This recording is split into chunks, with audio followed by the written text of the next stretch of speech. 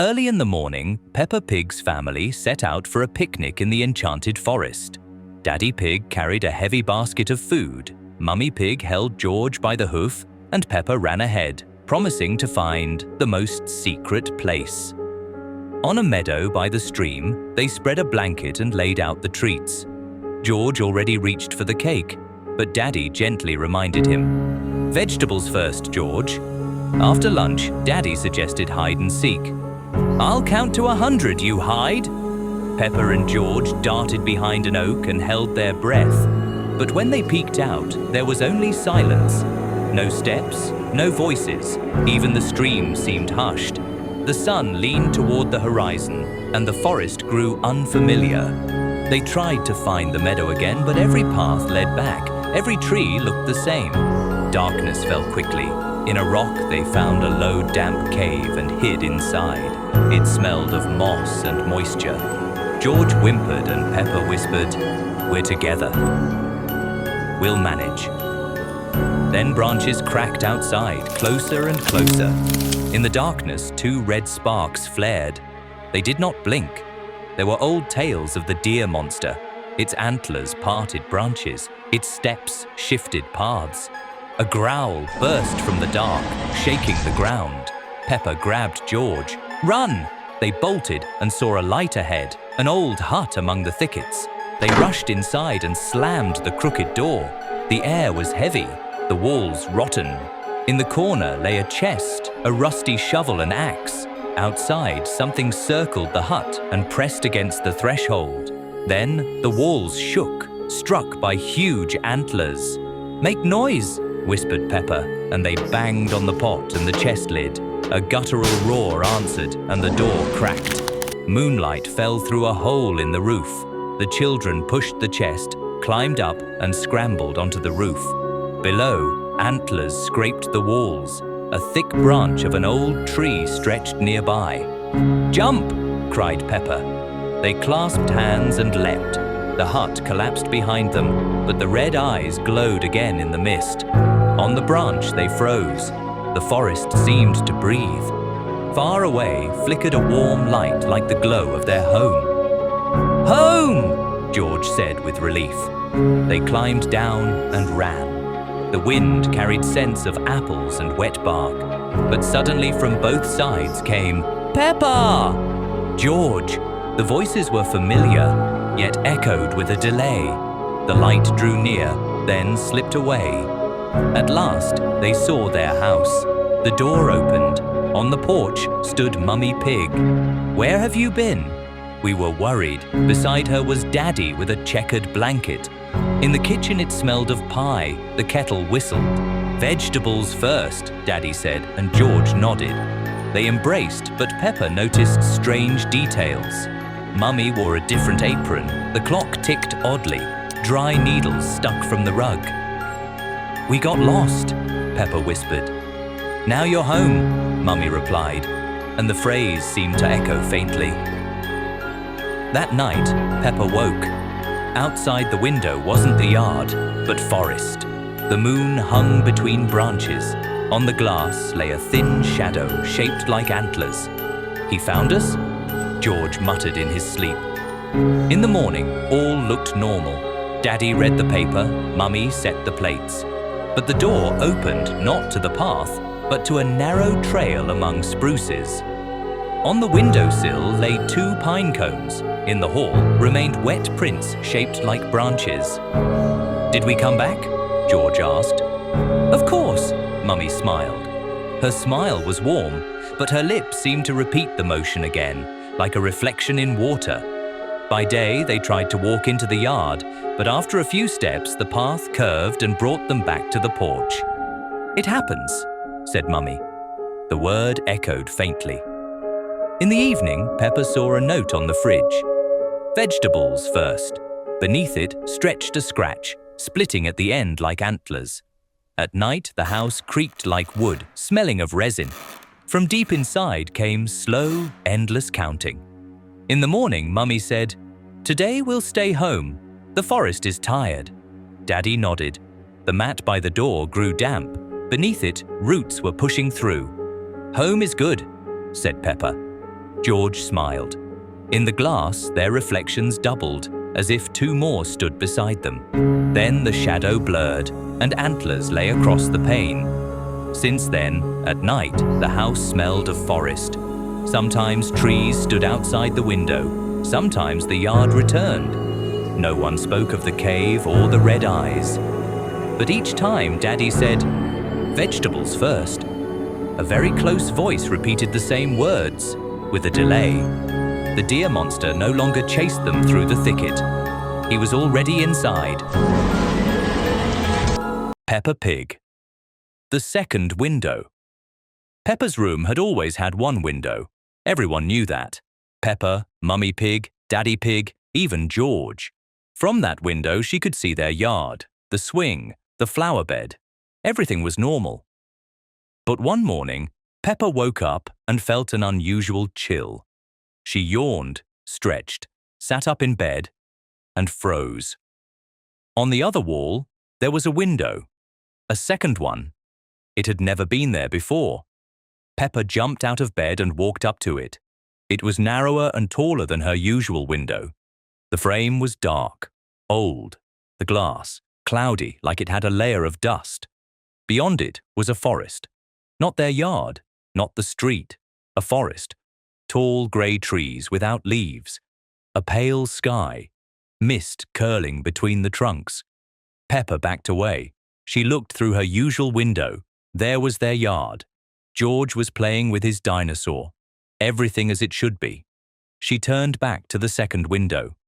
The forest. Still. But it felt like someone was hiding behind the trees, watching. "Mummy?" she called. Mummy Pig came up the stairs and entered the room. "Yes, Peppa? I have a window." "Of course you have a window," Mummy smiled. "Everything's fine." "No, not that one. Another one. There's a forest." Mummy looked where Peppa pointed. "There's a wall, sweetie," she said.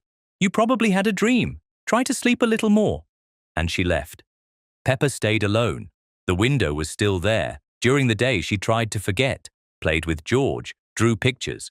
But when she returned to her room in the evening, the window had moved lower, almost level with her eyes. The forest was the same, but the mist was thicker, and there was a figure among the trees, black, still.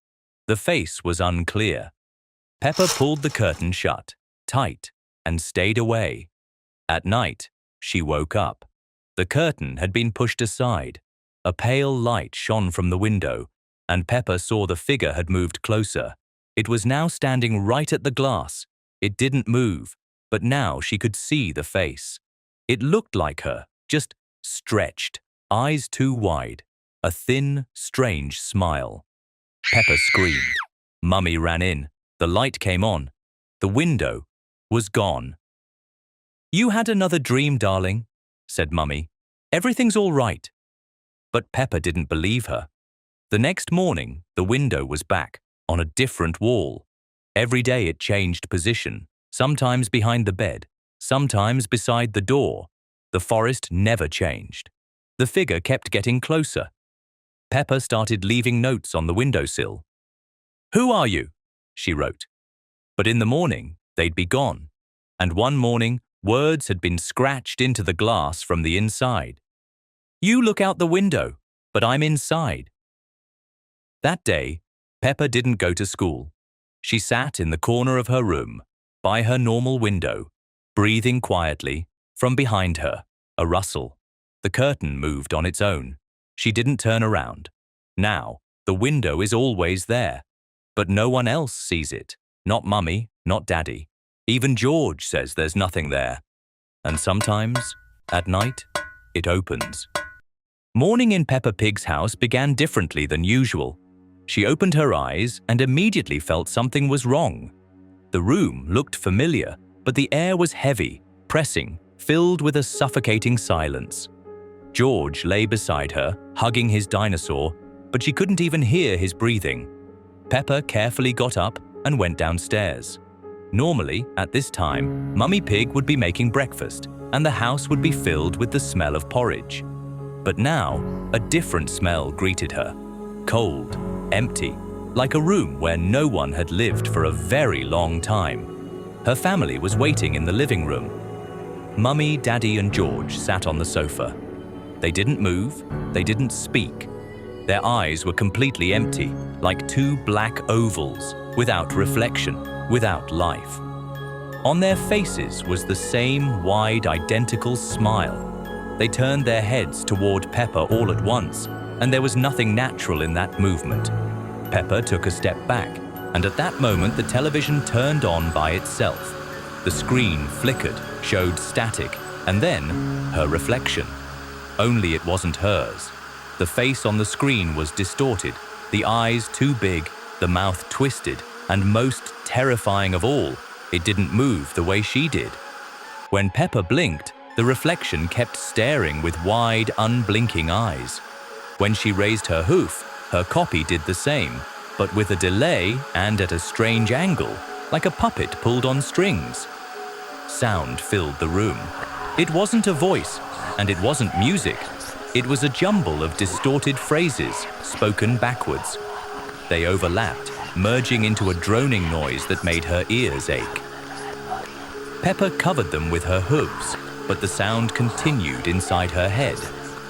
Her family stood up from the sofa and took a step forward. Their movements were synchronized, which made it even more terrifying. Peppa ran upstairs into her room and slammed the door shut. But the mirror in her bedroom was already waiting for her. Inside was the same copy from the screen. It was moving faster now, scratching at the glass with its hooves from the inside. Cracks spread across the surface, and its lips began to move. At first, silently. Then, through the crackling, she heard words, backwards and barely recognizable. "Let me in." The mirror splintered. In panic, Peppa pulled back, clutching the doorknob. And at that instant, everything fell silent again. The silence was thick, buzzing. She slowly went downstairs. The kitchen greeted her with a new, horrifying sight. Sitting right on the table was Labubu. Her favorite toy had always seemed harmless, but now it looked different. Its eyes were hollow, black, and its smile stretched too wide, as if the fabric of its face was ready to rip apart. In Labubu's paws was George's torn dinosaur. Threads hung from it, and the plastic body was twisted into an unnatural pose.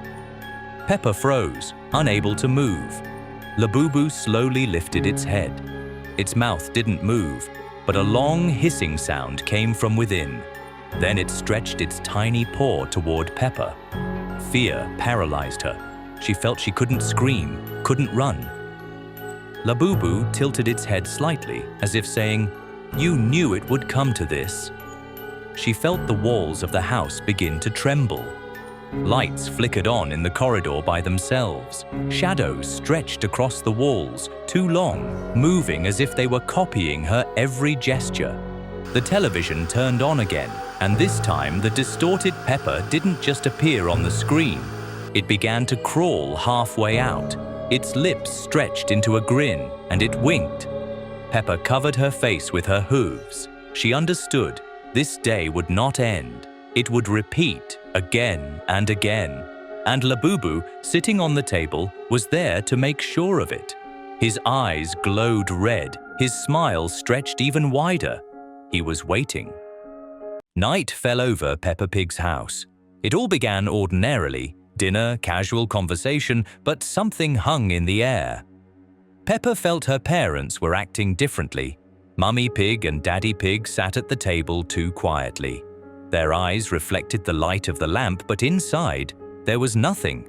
Like two glass orbs. No emotions, no warmth. Peppa pushed her plate away, a lump stuck in her throat. George, usually restless, sat silently, clutching his dinosaur tightly. The silence at the table was so heavy that the ticking of the hallway clock sounded like hammer strikes. Later, deep in the night, Peppa woke to a strange sound. Something rustled dully in the corridor. She woke George, and together, they cautiously left their room. There was no moonlight, only a faint flicker of a lamp from the living room. They came closer and peeked through the crack in the door, and froze. Mummy and Daddy Pig stood in the middle of the room, motionless, like statues. Their bodies swayed slightly, as if held by invisible strings. Their eyes were completely black, without a glimmer, and their smiles stretched from ear to ear. "Go back to bed," came Daddy Pig's voice. But it sounded hollow, like an echo in a cave. It was his voice, and at the same time, not his. The children stumbled back and ran to their room. Peppa hid under the blanket and couldn't sleep for a long time. It seemed like the shadows on the walls were moving on their own. The morning only made things worse. At breakfast, Daddy Pig smiled too wide, showing sharp teeth that had never been there before. Mummy moved around the kitchen with unnerving grace, her steps too smooth, too perfect, like a rehearsal of a dance. Peppa glanced at George, but he only shook his head. He was scared. At that moment, something shifted outside the window. First, a shadow, enormous, covering half the yard. Then a heavy step that made the dishes on the table rattle. And then Peppa saw him, Bombardiro Crocodilo, but not the one she once knew. His eyes glowed scarlet, his jaws slightly open, and every tooth shone like a blade. His massive body moved slowly, but each step echoed deep through the ground. He drew closer to the house, and with every lash of his tail, the walls trembled. Peppa shrank back from the window in horror. Mummy and Daddy didn't react. They continued their movements, as if programmed. Suddenly, a voice rang out. Not from her parents, not from outside. It sounded directly inside Peppa's head, low and crushing. "You're watching this! Press the hype button below the video before it's too late." Peppa gasped in terror. It felt like those words weren't meant only for her, as if Bombardiro Crocodilo himself was speaking to someone else, watching alongside her. She grabbed George's hand, and they ran into the corridor. But it was darker than usual. Doors that had never existed appeared along the walls. From each came whispers and rasping breaths. Bulbs flickered and went out one by one. From the living room came a scraping sound. The children froze. Suddenly, Mummy Pig stepped into the corridor. Her movements were jerky, unnatural, like a puppet on strings. Her smile was far too wide, her eyes completely empty. Behind her appeared Daddy. They walked in sync, without hesitation. "Children must obey," they said together in one voice. Peppa and George rushed to the front door, but Bombardiro's silhouette was already outside the glass. His shadow blocked out all the light. His breathing rumbled like a volcano. He tilted his head, and his scarlet eyes blazed even brighter. "We are waiting!" his voice thundered. The door swung open on its own, and a cold wind swept inside. But it wasn't the wind. It was the breath of the crocodilo. It dragged darkness behind it, filling the entire corridor. Peppa screamed, but the sound drowned in the roar. George cowered behind her, his hands shaking. Mummy and Daddy stepped closer, their bodies distorted, merging with the shadows. They no longer seemed to belong to the world of the living. Bombardiro raised his claw and struck the ground. The house shuddered. Windows cracked. The chandelier swayed. He took another step forward, and at that moment, everything around began to warp. Rooms vanished, walls stretched and collapsed, turning into an endless corridor. Peppa clutched her brother and shut her eyes. But even through her eyelids, she saw the red glow of his eyes. The last thing she heard was the sound of a broken melody, like the beat of a heart, and a deep, triumphant growl. "Now you are mine." And the night swallowed everything. Late at night, Peppa and George were still awake. They sat on the floor of their bedroom, building a tower out of blocks and laughing. Outside stretched the darkness, the wind rustling through the branches of the trees. But suddenly the room grew colder. At first, just a faint draft, then an icy current of air that made the toys on the shelves begin to sway. "Peppa, I'm scared," George whispered. The toys began to move. Cars rolled across the floor on their own. The teddy bear lifted its paw, and a doll tilted its head so sharply that its neck cracked. Peppa pulled her brother close and felt the walls begin to change. The drawings on the wallpaper came alive. Flowers stretched into black, writhing lines like shadows, creeping slowly upward. The bedroom door creaked and swung open. A silhouette appeared on the threshold. It looked like Daddy Pig, but twisted, like a reflection in a warped mirror. His body was covered with green growths, like avocados, and his arms were massive and powerful, like those of a gorilla. His eyes glowed a dim red. This was the avocado gorilla. He leaned forward and spoke in a deep voice. "Let's play a game. Stay absolutely still until morning. Any movement, and you lose." Peppa and George froze where they were. In the corridor behind him appeared the figures of Mummy Pig and Daddy Pig. But they were not their parents. Their faces were lifeless, their smiles too wide, and their eyes were empty, black voids. They stood motionless, staring directly at the children. The house began to distort. The ceiling rose higher, the walls stretched, and new doors appeared. Doors that had never been there before. One opened on its own, revealing only fog and the sound of heavy footsteps. The air grew thick and cold, and the lamp overhead flickered as if it were breathing in rhythm with Peppa's heart. "I can see you," the avocado gorilla said, his voice echoing as if from inside the house itself. "Whether you stand still, whether you breathe too loudly, I will notice." George gripped his sister's hand so tightly, Peppa's fingers turned white. She didn't dare move. It seemed the shadows on the walls were watching them, waiting to catch even the slightest twitch. Minutes dragged on endlessly. Every creak of the floorboards, every whisper of the wind sounded like thunder. Time itself felt frozen. Peppa knew that if she flinched even once, the game would end, and the end would be terrible.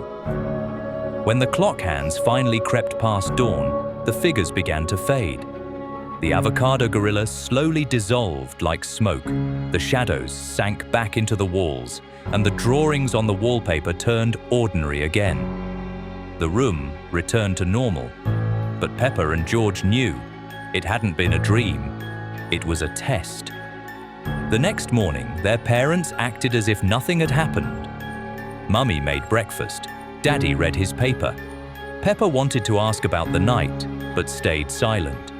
They remembered nothing. Or maybe they simply didn't want to. A day later, the family went to Grandpa Pig's farm. Peppa was excited about the trip, but unease gnawed at her. From the very moment they approached, she noticed everything was different. The trees seemed taller than before, their branches weaving into a heavy canopy. The ground was soft, almost damp, and every step released the smell of rot. The farm was silent.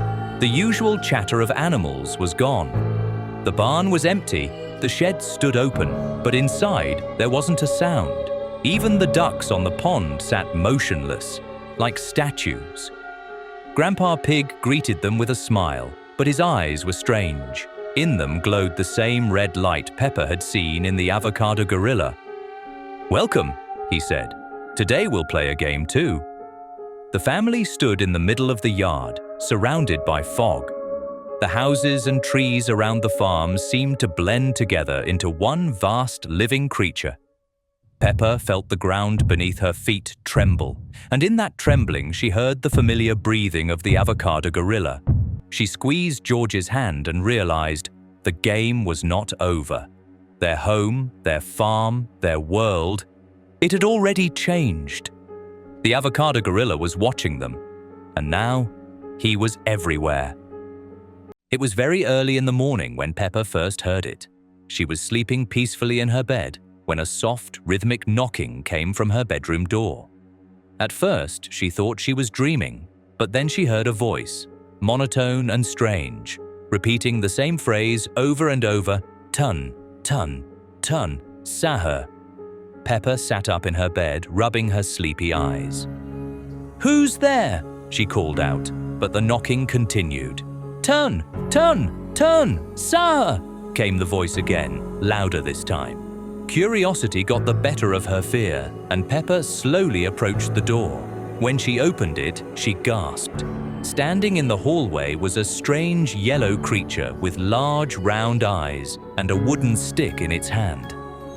The creature looked at Peppa with those unblinking eyes and said just one word: "Sahur." Before Peppa could ask any questions, the creature turned around and walked away, disappearing into the darkness of the hallway. Peppa closed the door quickly, her heart pounding, but sleep would not come again that night. The next morning at breakfast, Peppa tried to tell her family about the strange visitor. "Mummy, Daddy, someone came to my room this morning. They were knocking and saying tun tun tun sahur," she explained excitedly. Daddy Pig just laughed. "Peppa, you must have been dreaming. Sahur is just a morning meal that some people have. Your imagination is getting the better of you." Mummy Pig nodded in agreement. "Yes, dear, don't make up scary stories. Now eat your breakfast." But just as they were talking, a rhythmic tapping sound came from outside the house. "Tap! Tap! Tap!" Peppa jumped up from her chair. "Do you hear that?" "That's him!" she cried. The family listened, but the sound stopped as suddenly as it had started. Later that day, Peppa and George were playing in the garden when the yellow creature appeared again. It emerged from behind the bushes, still carrying its wooden stick, and began walking slowly around their yard. "Tun, tun, tun," it said monotonously, tapping the stick against the ground with each word. George hid behind Peppa, frightened by the strange visitor. Peppa, though scared, tried to be brave. "What do you want?" she asked. The creature stopped and looked at her. It held out its stick, offering it to Peppa. "Sahur," it said simply. Peppa didn't take the stick. She watched as the creature continued its slow walk around the garden, tapping and chanting its mysterious phrase. That night, Peppa had terrible nightmares. She dreamed she was trapped in a dark room, surrounded by dozens of yellow creatures, all carrying sticks and chanting "Tun Tun Tun Sahur" in perfect unison.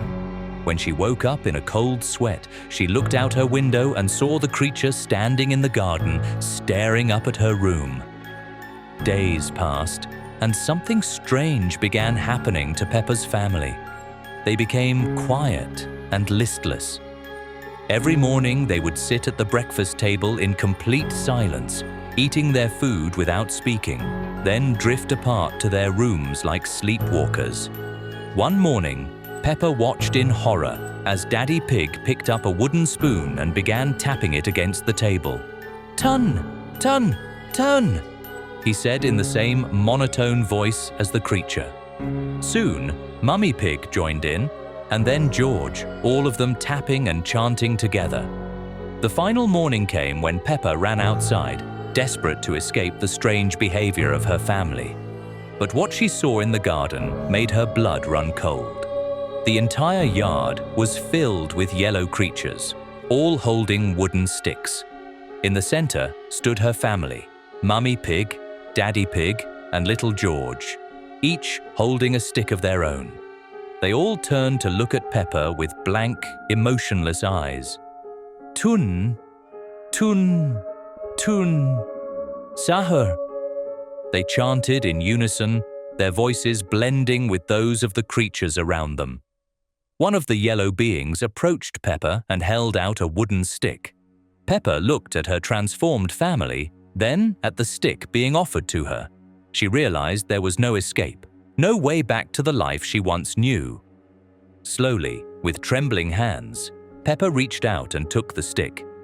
"Sahur," she whispered, her voice already beginning to match the monotone of the others. And so Peppa joined her new family, walking slowly around the garden with the yellow creatures, tapping her stick and chanting the endless phrase that had consumed them all. The morning ritual had claimed another victim, and somewhere in the distance the sound of "Tun Tun Tun Sahur" continued to echo, waiting for the next family to find. On an ordinary evening in Peppa Pig's cozy home, as the sun had set behind the horizon, the twilight deepened and the first stars began to twinkle in the sky. Inside the house, everything was peaceful. Mummy Pig was putting away things in the kitchen. Daddy Pig was reading the newspaper in the living room. In the children's bedroom, Peppa and her younger brother George were getting ready for bed. They were laughing, sharing toys, and everything felt just like any other night. But their peace was interrupted by a strange sound. From under the wooden floor of their bedroom came a scratching noise. It wasn't the usual rustling of mice or the creak of old boards. The sounds were rhythmic, as if something was scratching the wood with long claws, pausing and then repeating. Peppa and George froze. Their little hearts were beating faster, in sync with the eerie scraping sound. "Did you hear that?" whispered Peppa. George nodded, clutching his pillow tighter. They tried to stay still, listening for any other noises. The scratching faded, then returned, growing closer each time. It felt as if some invisible creature was slowly moving beneath their bedroom. Night had fully descended when Peppa suddenly woke up. The room was filled with absolute dead silence, which was far more terrifying than any sound. Then she heard it. Muffled, heavy footsteps, as if something huge and invisible was walking directly under them. Each step echoed like a dull thud. After that, a low knock followed, then a deep, intermittent breathing, filling the room with icy air. Peppa cautiously shook George. He sleepily opened his eyes but immediately widened them when he heard a new sound, the slow creak of wood. One of the old floorboards slowly lifted. Peppa held her breath. Two long, unnaturally thin limbs, black as charred wood, emerged from beneath it. They looked like twisted branches of an ancient tree but moved too consciously and deliberately. The deer monster's hands slowly groped the surface of the floor, every motion graceful, almost elegant. The children watched in terror as the fingers slid across the wood, as though searching for a gap to grasp and crawl out. George squeezed his eyes shut, clutching the blanket. Peppa, trembling, couldn't tear her eyes away. It seemed as though the black fingers lingered by her bed, as if sensing her breath. In an instant, the hands disappeared as quietly as they had appeared. The board lowered back into place, and the room sank into silence again. But on the floor remained dark, sticky marks like traces of resin. "Mummy!" George exhaled, his voice so faint that Peppa barely heard him. They didn't dare call for their parents. It felt like making even the slightest sound would bring the hands back. Peppa and George sat together, holding each other tightly, waiting. But sleep wouldn't come. Every creak of the house made them flinch. Just before dawn, when the first light filtered through the curtains, Peppa dared to get out of bed. Where the hands had moved during the night, the floorboard was damp and cold. Faint, dark prints were visible, thin lines like patterns of branches leading deeper into the crack. Peppa looked up and noticed a new crack in the wall. It stretched upwards, as if the tree was trying to break into the room. George approached her, and they froze. From the crack came a faint, barely audible whisper. The deer monster had returned to the darkness of the crawl space, but it had not left. It was waiting.